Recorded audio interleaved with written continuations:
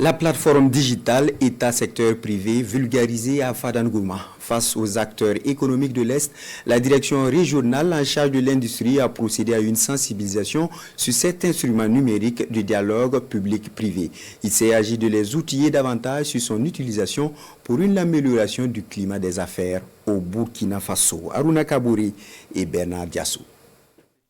Le ministère en charge du commerce veut, à travers cet atelier de sensibilisation sur l'utilisation de la plateforme digitale de dialogue public-privé et les innovations du dispositif public-privé, instaurer un dialogue permanent avec les acteurs du monde des affaires. Ainsi, leurs préoccupations seront enregistrées 24 heures sur 24 et traitées 24 heures sur 24 par les structures concernées au lieu d'attendre la rencontre régionale État-secteur public pour déposer leurs recommandations.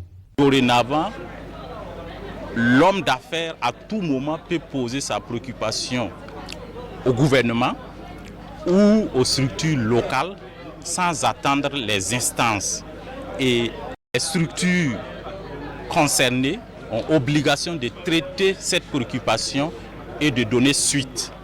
Et ça se fait 24 heures sur 24. 2 jours durant, les participants seront outillés sur 4 points majeurs que sont l'utilisation de la plateforme digitale du dialogue État-secteur privé, le cadre de bonne conduite de l'utilisation de la plateforme, le mécanisme de gestion des plaintes sur la plateforme et enfin les conclusions sur l'évaluation des 3 premières éditions du cadre de concertation pour le dialogue État-secteur privé CODEPS. Il y a des questions, surtout quand nous partons pour nos activités.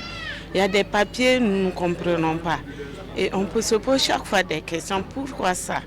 Il y a des moments où nous rencontrons des difficultés, surtout au niveau des impôts. Mais maintenant, je me dis qu'avec cet atelier, nous allons comprendre. La présente formation initiée par le ministère en charge du commerce a bénéficié de l'assistance technique du projet d'appui à la compétitivité en Afrique de l'Ouest, PACAO, financé par l'Union européenne dont le délai contractuel est fixé au 14 avril prochain.